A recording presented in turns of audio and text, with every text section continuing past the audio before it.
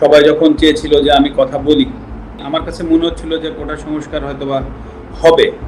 কোটা সংস্কার আন্দোলনকে কেন্দ্র করে দেশে যে লঙ্কাকাণ্ড হয়ে গেছে সে সময় চুপ করেছিলেন মাশরাফি বিন মর্তুজা।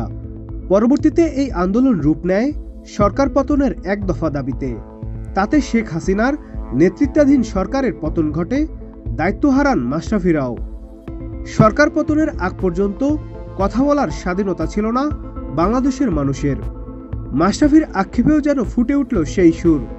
এক সাক্ষাৎকারে নড়াইল এক্সপ্রেস খ্যাত এই ক্রিকেটার বলেন, এই কষ্ট থাকবেই, হয়তো আজীবন থাকবে।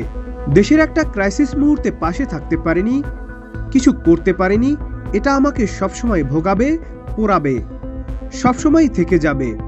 সবসময় কথা বলা যায় না, কিছু জিনিস হয়তো বলার ব্যাপারও নয়। এতদিন চুপ ছিলাম, আজকে কিছু বলছি, কিছু হয়তো সামনেও বলবো। জীবনে অনেক কিছু হবে, তবে এই কষ্টটা রয়ে যাবে। যত কিছুই হোক, এটা কখনোই যাবে না। নিজের উপর সেই হতাশা সবসময় থাকবে। চুপ ছিলেন কেন জানতে চাইলে মাশরাফি বলেন, এখন আসলে এসব কথার উত্তর ব্যাখ্যা দেওয়ার অর্থ নেই। যদি সরাসরি বলি তাহলে অবশ্যই আমি পুরোপুরি ব্যর্থ হয়েছি। অনেক মানুষের প্রত্যাশা পূরণ করতে পারিনি। কোটা সংস্কারের আন্দোলন অবশ্যই যৌক্তিক ছিল, আমার নিজের কাছেও মনে হচ্ছিল এটা হয়ে যাবে। মাশরাফির দাবি, তিনি শিক্ষার্থীদের সাথে আলোচনায় বসতে চেয়েছিলেন। বৃষ্টির দিনে আনন্দটা একটু বেশিই জমুক, আর আনন্দ আয়োজন মানেই চাষি সুগন্ধি চিনি গুঁড়া চাল। শিক্ষার্থীদের পক্ষে কাজ করার সুযোগ দল থেকে পাননি জানিয়ে এই ক্রিকেটার বলেন, রাজনীতির মাঠে আমি আমার দলের অধিনায়ক নই, সহ অধিনায়কও নই, এমনকি বড় কেউ নই। মাত্র কয়েক বছর হলো শুরু করেছি রাজনীতি।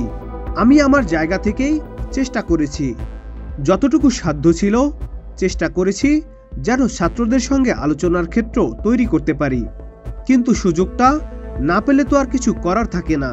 মাশরাফি কেন সে সময় শিক্ষার্থীদের পক্ষে থাকার কারণে পদত্যাগ করলেন না, এমন প্রশ্নের জবাবে তিনি বলেন, দলের বাইরে গিয়ে কিছু করতে হলে আমাকে পদত্যাগ করতে হতো। সেটা যদি করতাম তাহলে এখন নিশ্চয়ই আমার অনেক প্রশংসা হতো, কিন্তু প্রতিটি সময়ের বাস্তবতা আলাদা থাকে। ওই সময় যদি পদত্যাগ করতাম তাহলে আরো বড় কিছু হয় কিনা, বা পরিস্থিতি আরো খারাপ হয় কিনা, এরকম অনেক কিছু ভাবতে হয়েছে।